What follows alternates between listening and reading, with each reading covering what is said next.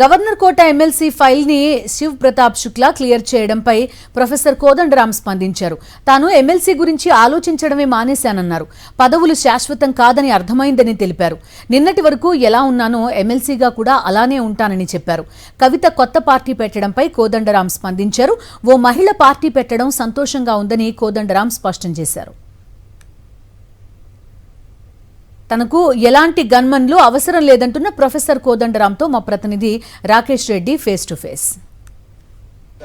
ఎట్టకేలకు గవర్నర్ కోట ఎమ్మెల్సీల విషయంలో suspense తెరపడింది. Governor కాసేపటి క్రితమే ఇద్దరు అభ్యర్థిత్వాలను ఖరారు చేస్తారు. ఒకరు మంత్రి అజరుద్దీన్ అయితే మరొకరు ఉద్యమ నేత కోదండరాం. ఇద్దరు పేర్లను కూడా ఫైనల్ చేస్తూ గవర్నర్ సంతకం చేశారు. దీంతో సస్పెన్స్కు తెరపడిందని కూడా చెప్పుకోవచ్చు. అయితే ఈ మొత్తం పరిణామాలపైన మనతో మాట్లాడడానికి ప్రస్తుతం ఎమ్మెల్సీ కోదండరాం ఉన్నారు. సార్ చెప్పండి, ఒక 6-7 నెలలు గ్యాప్ వచ్చింది అనుకుంటా ఎమ్మెల్సీ అనే పేరు వాడకూడదని. ఎట్లా ఉంది చాలా రోజుల గ్యాప్ తర్వాత మళ్ళీ మీకు ఇవ్వడం? పెద్ద తేడా ఏముండదండి. ఇవన్నీ శాశ్వతం కాదని అర్థమవుతూనే ఉంటే అయిపోయినాక కూడా పోయింది కదా.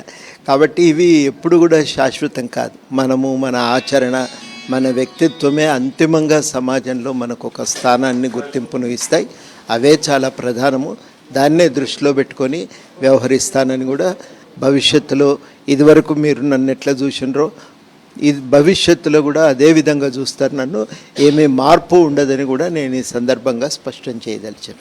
ఈ మొత్తం పాలిటిక్స్లో రాజకీయ కుట్ర ఏమైనా జరిగిందనుకోవచ్చా? మీ ఎమ్మెల్సీ అభ్యర్థిత్వం విషయంలో ఒకసారి రావడం, తర్వాత మళ్ళీ గ్యాప్ రావడం, కోర్టు కేసుకు వెళ్ళడం, ఈ పరిణామాలన్నీ కొందరి ప్రయోజనాలు ఏమిడి ఉంటాయి, కొందరికి వాళ్ళ అవసరాలు ఉంటాయి, ఏవో ఉంటాయి. దాంట్లో మనం ఏం చేయగలిగేది ఉంటుంది? ఏముండదు. వాళ్ళకి కోరిక సంతృప్తి కలిగించి ఉండవచ్చును. ఆ రకంగా ఉపయోగపడ్డామనే సంతోషం నాకు. లేకపోయినా అది పర్వాలేదు. చేయవలసినవి మన పాత్ర ఏదైతే నిర్వచించుకొని బయలుదేరినామో 1980లో విద్యార్థి దశలో ఉండగా అదే ప్రయాణం ఇప్పటికీ కొనసాగుతున్నది. గతంలో ఎమ్మెల్సీ ఉన్నప్పుడు మీరు గన్మెన్లను తీసుకోలేదు. ఇప్పుడు అదే పద్ధతి ఉండబోతున్నారా? ఇప్పుడు కూడా అంతే. అవసరం లేదు. దాంతో వచ్చే ప్రయోజనం కూడా ఏం లేదు. అంటే సంబంధించి కార్పొరేషన్ చైర్మన్లో ఒకరిద్దరు గన్మెన్లు అడుగుతుంటారు, లేకున్నా కానీ చాలామంది అడుగుతారు. కానీ మీరు ఎందుకు గన్మెన్లు వద్దంటుంటారు? వద్దు. వాటి వల్ల వచ్చే ప్రయోజనం ఏం లేదు. దానివల్ల కలిగే ప్రయోజనం ఏం లేదు. ఒక ఇద్దరు మనుషులు ఏ పని లేకుండా మన వెంట తిరుగుతుంటే అది నాకే వింతగా అనిపించింది. ఎందుకు తిరగాలి మన చుట్టూ? వాళ్ళ అవసరమే లేదు. ప్రజలకు మనకు రక్షణ ఇవ్వవలసింది ప్రజలే కానీ పోలీసులు అని చెప్పి నేను ఎప్పుడూ అనుకోలేదు. అందుకనే వద్దని అనుకున్నా. పెద్ద చిరాకు తప్పదంతా వచ్చే ప్రయోజనం లేదు. చట్టసభల్లో భాగమైన కోదండరాం ప్రభుత్వంలో భాగం కాబోతున్నాడా? కాననే నేను అనుకుంటున్నాను. ఎందుకు? ఇంకా మంత్రి పదవి ఖాళీగా ఉన్నాయి. మీకు కూడా ఎన్నికల సమయంలో కూటమిలో భాగంగా కొన్ని హామీలు ఇచ్చారు. ఈ విధంగా ఎందుకు ఇవ్వాలనుకుంటున్నారు? అది ఎందుకు అనవసరం. అది దానికోసం వెంటబడి ప్రయత్నాలు చేయాలి. అవన్నీ మనతో అయ్యే పనులు కావు. దీనికే ఇంత ఇబ్బంది పడాల్సి వస్తుంది. అవన్నీ మనం చేయగలుగుతామని అనుకోవటం లేదు.